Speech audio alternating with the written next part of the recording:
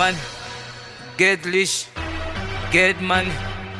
I got my hands on the top score. I'm winning mad money, winning 3,000 daily.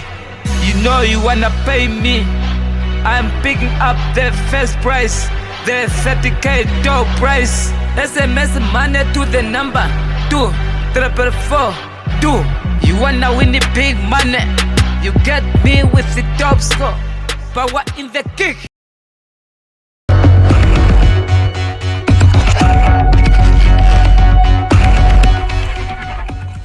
Tonight in the studio, I'm joined by former mayor of Windhoek, Muesee Kazapua.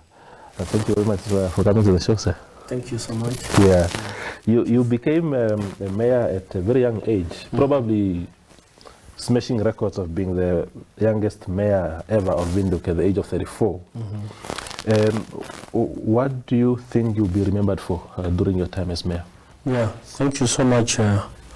I would say I will be remembered for as the mayor of this capital city, because obviously my focus is to make sure that my role as the mayor of the city of Windhoek, and also personally as the man of people. And probably why I'm saying that, because during my tenure of office, I was really in touch by many social issues, especially when it comes to poverty. And one of the issues that have affected me as the mayor of the city of Windhoek to make an impact into the life of the people is the upliftment of the standard of our people. And secondly is that probably I have been engaging at many occasions when I was really touched when elderly people are losing their houses.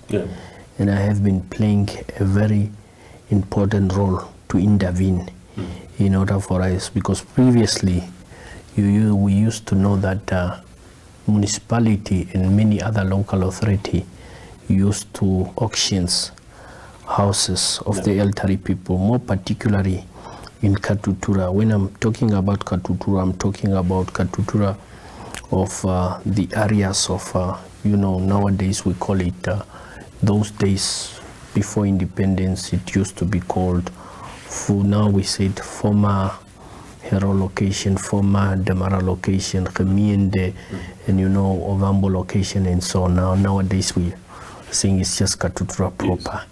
And at many times, most of the elderly people, not necessarily elderly, but also the entire community members were reporting cases of that magnitude. And where we are coming at the scene where these houses have been auctions, and probably after I have been intervened there, probably at many houses that I can recall, we have brought some solutions to see how we solve these problems.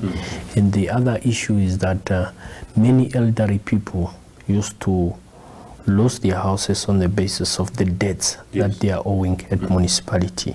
And during my tenure of office, I have convinced, together with my entire team of local authority, to make sure that we write off debts of the elderly people. And municipality, including the city of Windhoek, did that twice, in 2012 and also in 2019, which was probably last year. Indeed. So there is, I remember when you were deputy mayor, there was an incident that speaks exactly to what you're saying now. October 2014, you intervened in the sale of the eviction of 2 Dolam families from their home. It was a well-publicized story at the time. But you still presided over a municipality that demolished houses. Okay, this was a private person evicting these families. So it's a private transaction, private argument, which was a good thing to intervene. But when you are the mayor of Windhoek, and then the same city sends bulldozers to Katutura to demolish structures, how do you balance that argument? I could balance that argument in the sense that probably when people are demolishing houses. It was the mandate of the City of Windhoek through the city police. At many times where we had also an argument, not necessarily an argument, but a disagreement between us as the leader, as politicians, with the city police in terms of whenever they are going to demolish houses, they were not getting instruction from us. Obviously, politically or in the leadership, they were supposed to get instruction from us. There was many times, but there was a time when they also consulted the City of Windhoek, because I was also under the feelings that there is no way us as a city or the leadership in the city, including myself by that time when I was the mayor, that there is no way we can allow people to lose their houses, or we can allow people to be demolished in their shacks. And at the end of the day, these people remain landless. These are the issues that I was really advocate about it, issues that I was speaking. I mean, I was speaking on those issues the frequent time, and probably there was a time that we intervened also to make sure that at least there is no way we can demolish houses of that nature.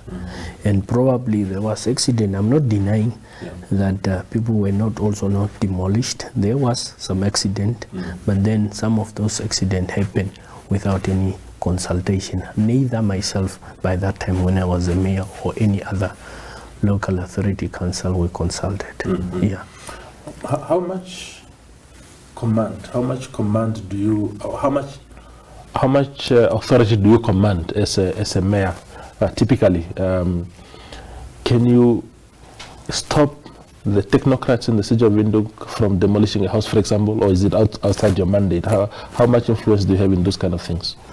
You can do that politically, but however, it does also not speak to our act, because probably I think these are issues that I also spoke, because by that time, and currently now as a councillor in the City of Windhoek, we are also serving as a board member of local authority, which is Alan.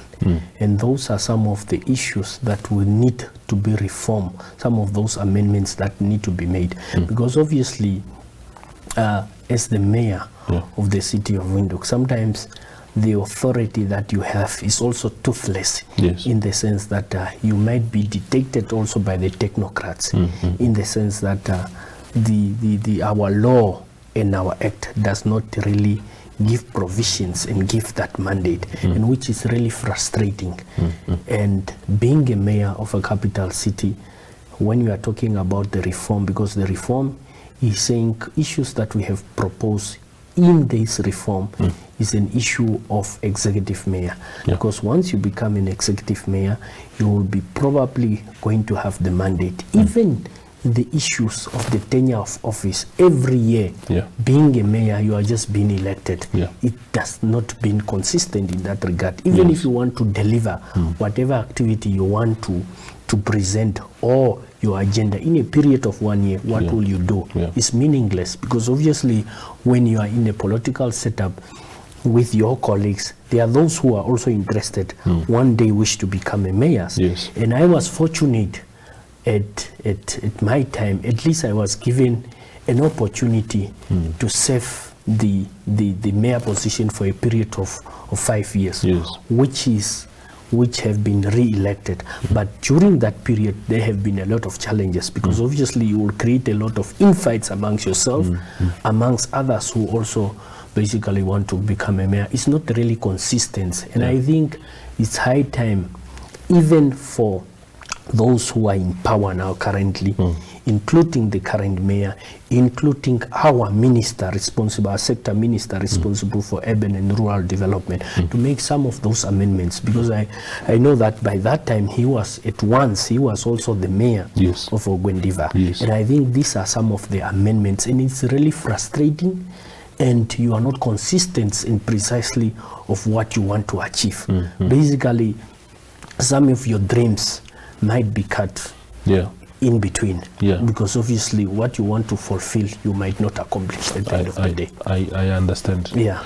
So There was a very nice article that I remember. I was trying to Google it today, but I couldn't trace it. But I remember a very nice article written about you at the time of being young. You were still living in Katutura. I think the article said you still lived in your mother's house or something like that. So the expectation also at the time then was to say that this is a young man of 34 years of age who relates to the issues of the youth and will probably then push the youth agenda when he goes to the City of Windhoek. There will be an argument that the youth of Windhoek are still facing a lot of challenges during those 5 years of your mayorship. Land remains a challenge, just housing is a challenge. What have you done for the youth of Windhoek? Yeah, I could say what I can reveal today in terms of I might not have accomplished a lot, but at least there have been some intervention. And especially I was one of them, together with those other colleagues who are also at younger age by that time, who have also joined the local authority.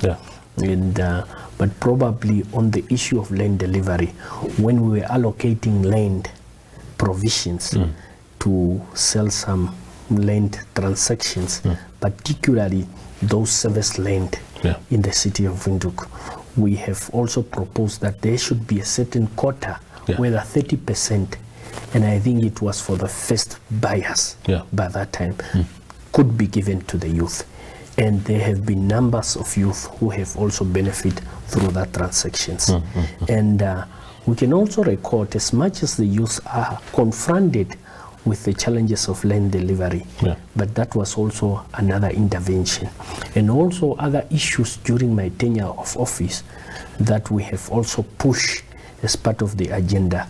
We have also pushed for a youth policy. The City of Windhoek or any other local authority, I think we were the first local authority in the whole entire 54 local authority, and others have joined us after we have also approved the youth policy. This youth policy are speaking to issues that are related to the youth, the aspirations and the needs of the young people.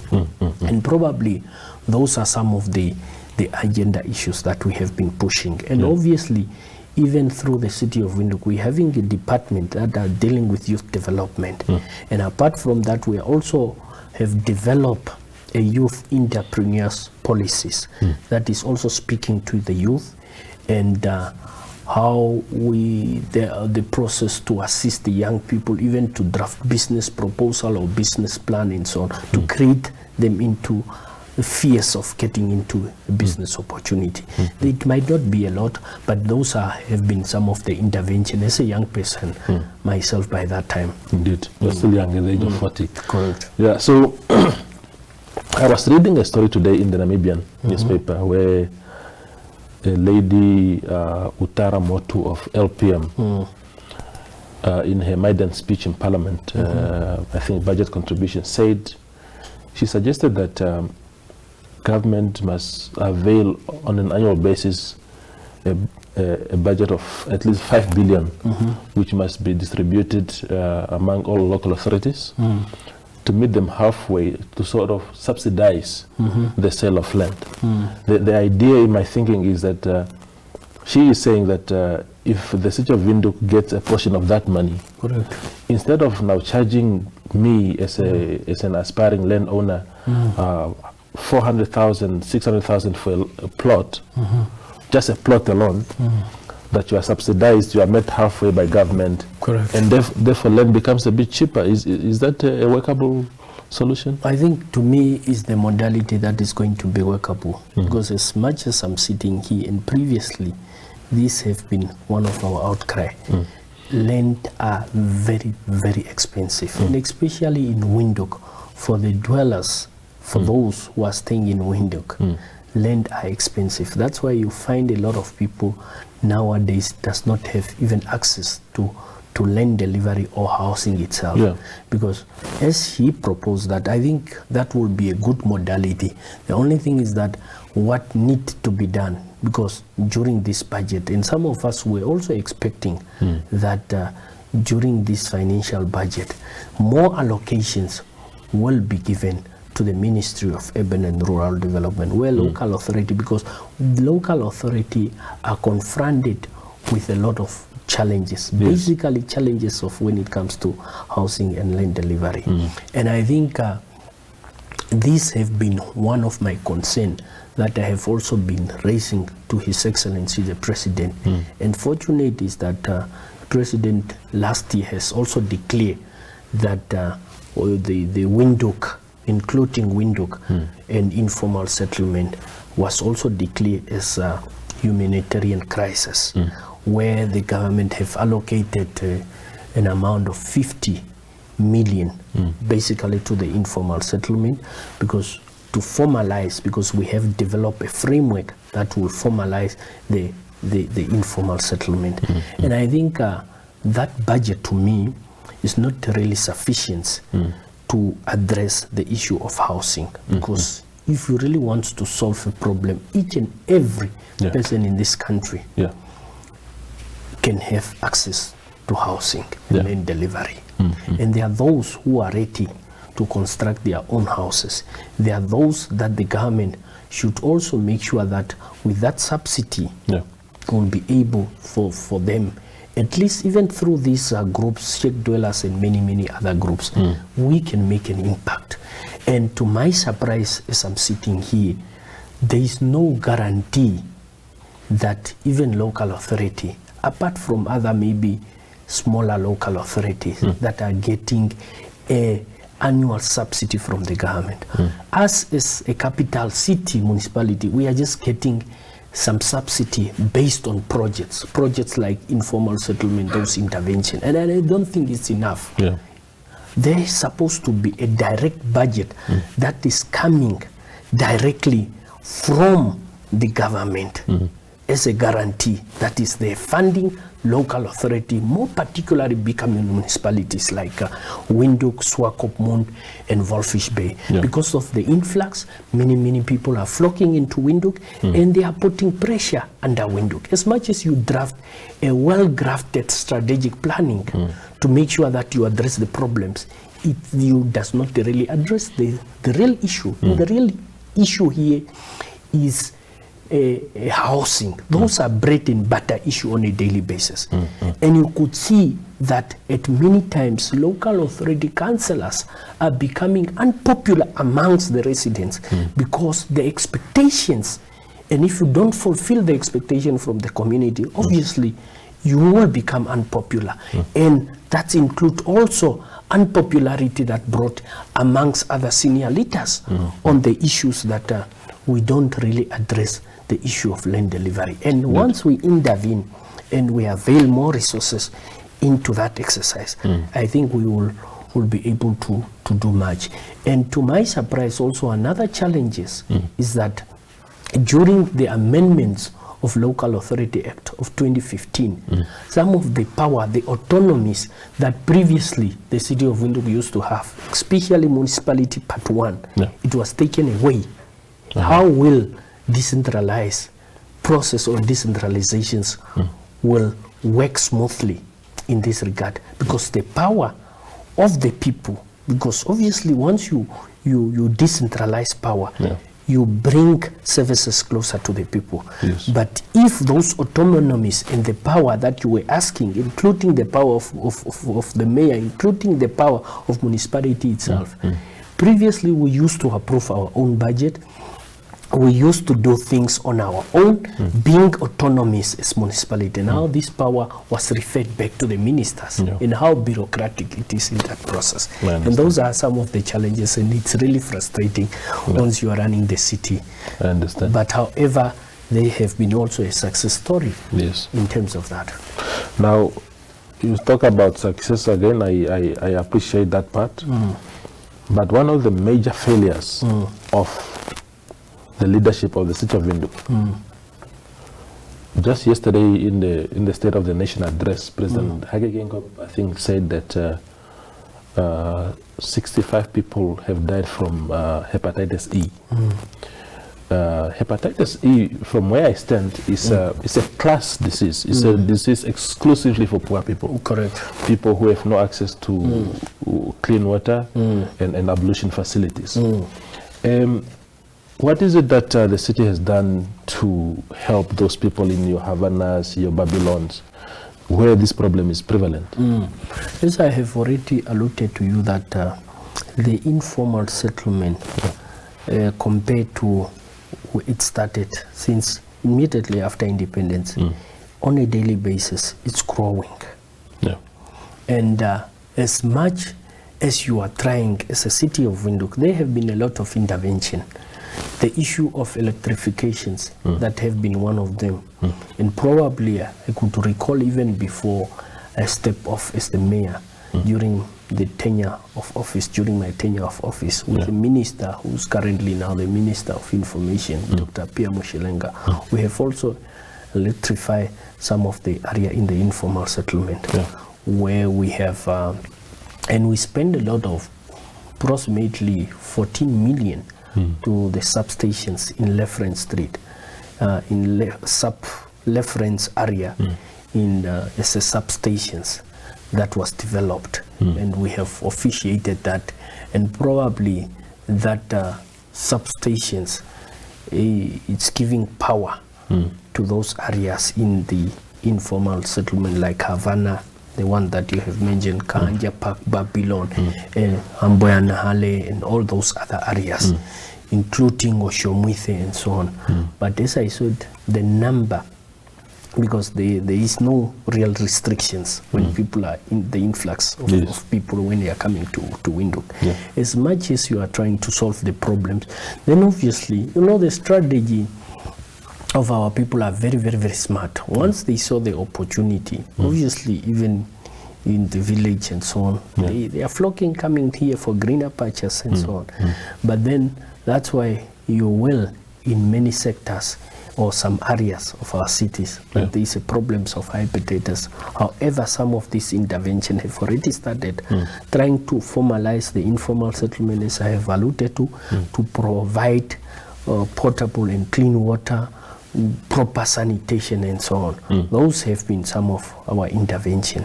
But the number of people that is growing on a daily basis, that's also put pressure on the City of Windhoek. Indeed.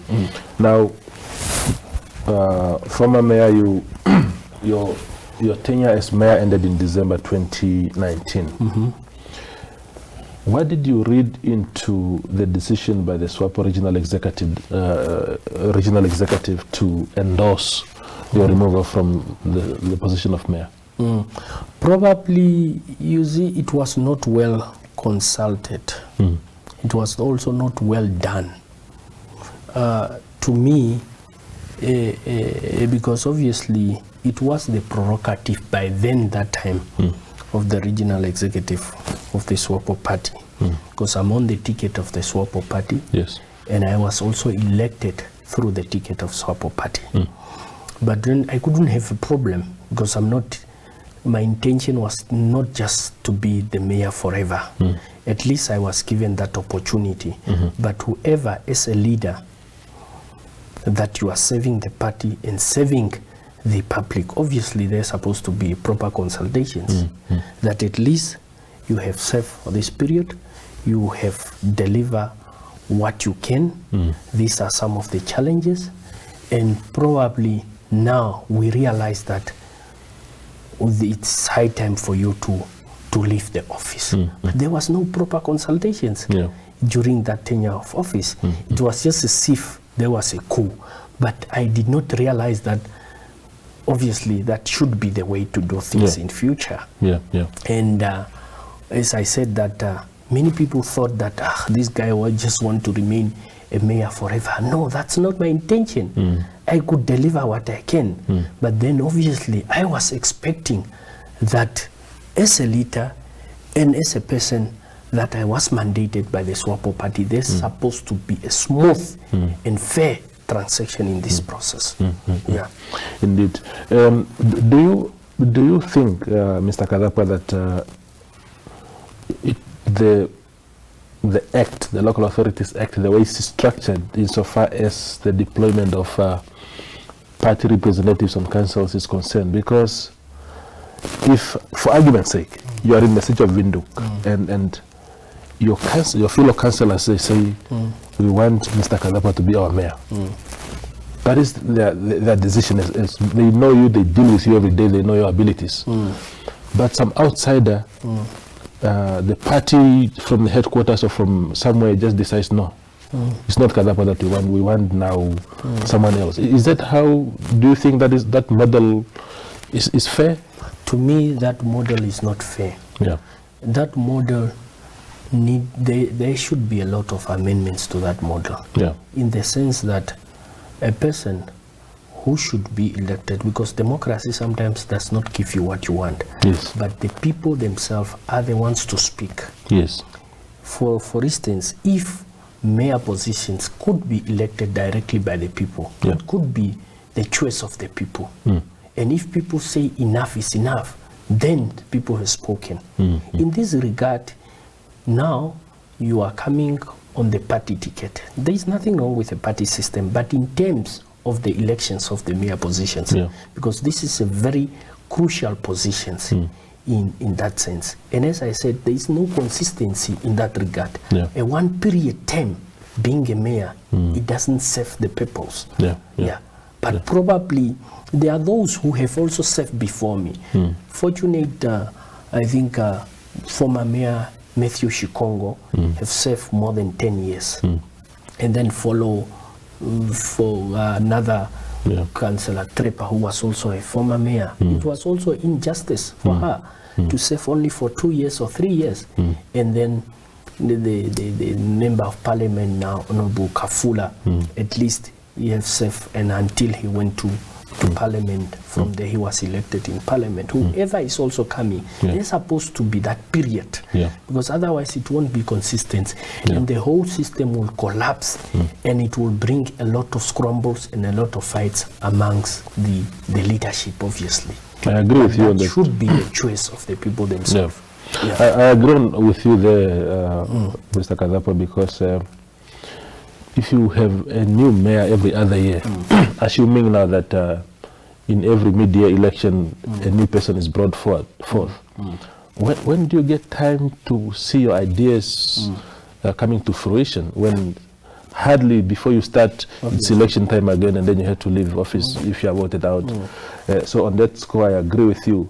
But as we wind up this interview, Mr. Kazapua, there has been a lot of infighting in the City of Windhoek.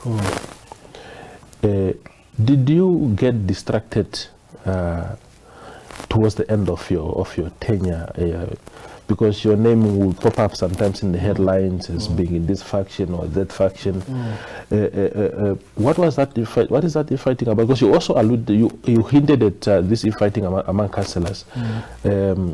What are those infightings about, and did you get distracted to the extent perhaps that you were no longer delivering on your mandate? Obviously, I was really distracted of not delivering in accordance with my mandate and the power that was invested in me. Because then obviously, as you have already allotted, that when, infights are coming in or propped in, then obviously people will group themselves in functions. And apart from that, not necessarily that I really wanted to remain forever as the mayor, but as I had a program for my people, because obviously I went there with the intentions that I really want to uplift up to today.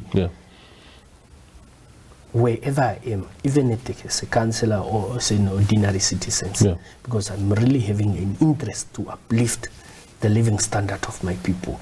You could have read some of the activity and projects that I have been engaged with. Even up to today, I have established a mayoral release fund. A release fund was on the basis of, to supplement the Harambee Prosperity Plan, to assist some of our community members, especially the poor of the poorest, who does not even have access to basic amenities like checks or even a basic houses, or even those who does not have scholarship, the young people who want to further their study at university. That was the purpose of that fund when I have established it, and it was launched by the President and the First Lady of the Republic of Namibia.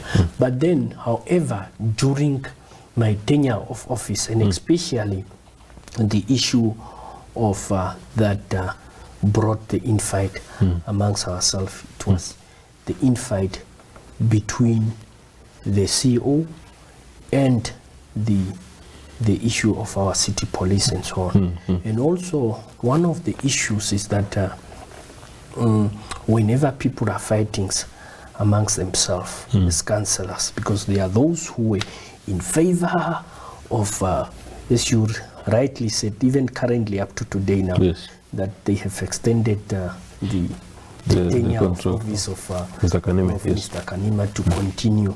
And then others were classified as if they doesn't like Chief Kanime and a lot of things that prompt to these have really disturbed even a relationship amongst ourselves as local authority at the later stage have become sour.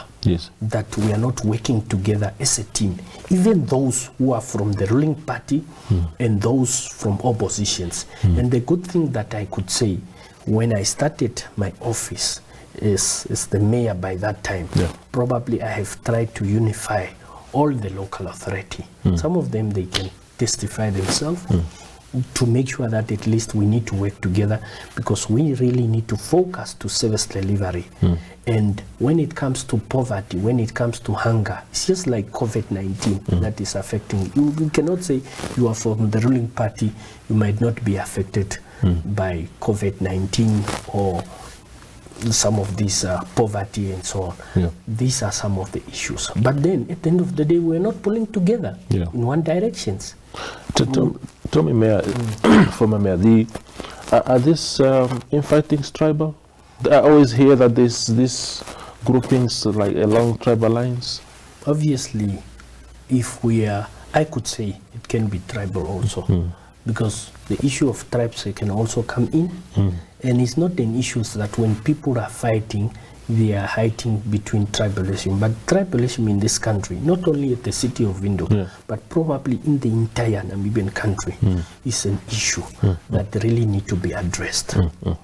As all Namibians, because as I could say that we are all Africans, we are coming from, in one way, we might be speaking different languages and so on. This one is Oshibambo, this one is Oshiherero, this one is Damaranama. But historically, when you are historians, all these people are coming from the same place. From the same place. And then it can also be a contributing factors for us to discriminate one another, that if these ones are grouping themselves because they are Shiro speaking, these ones are grouping themselves because they are Damaranama speaking, these ones are grouping because they are Shiro speaking. And if we really does not address some of those issues of corruptions, issues of tribalism, issues, those challenges, I think it will affect even the service delivery.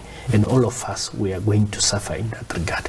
And I think it's high time as the leadership really to start addressing that issue. And when you are running a city, especially in this era of the 21st century, you are running a city with a motto that says of many faces. You don't just run a city because you need to give services to a certain tribe because you are coming from that tribe, or you need to give services to a certain group because you are from your political party. You are running a city, a metropolitan city, where all diverse culture in terms of whether white or black or whatever it is, because it's one city that you need to distribute equal distribution of resources. And really, if that affects the operations into the organization, then obviously we are losing focus. As we are talking now, the city, if we don't really address some of the issue of the leadership scrambles in the leadership of the City of Windhoek, then we won't do justice to service delivery. Indeed. The final question to you, former mayor, is you spoke earlier about the lack of courtesy in the manner in which you were removed, that the leadership has not consulted you, it was like a coup. Is that the reason why I read in the papers at the time that you were nowhere to be found when your successor took over, that you did not hand over the tools of power, in an orderly manner. Are you a bitter man, or you just didn't appreciate the manner in which you were removed? I did not. I'm not a bitter man. It's just that I did not appreciate in the manner the way things were done. If there was a proper consultations, the way I was given this power, the way that I was given that mandate, I could have done in a correct way. But as far, I'm fine. I'm still a councillor in the City of Windhoek. I'm still a member of Swapo. Yes. I joined Swapo when I was at the tender age, during the student organization and so on. Whatever happened, it happened. Yeah. I'm a cool man. I'm not really bitter with anyone. That maybe it's the circumstances that happened. Life goes on. Yes. No, continue. I'm still contributing. I'm not bitter. If I was bitter, I could have even resigned as a council. Obviously. But now I'm still contributing. I'm supporting whoever came in because he was inaugurated. Yes. And nothing was, what can I do in that regard? Yeah. Then obviously life goes on. Life goes on. I'm still continuing. You still continue. Yeah. If it was done in the right way, I could have done it in the correct way also. Indeed. Former Mayor Kazapua, thank you very much for coming. We appreciate it. Thank you, my brother. Okay. Thank you too. Yeah. There was Muesee Kazapua. He was he was the mayor of Windhoek until December 2019. He remains an ordinary member of council, and he was here to speak to us about his time in office. Good night.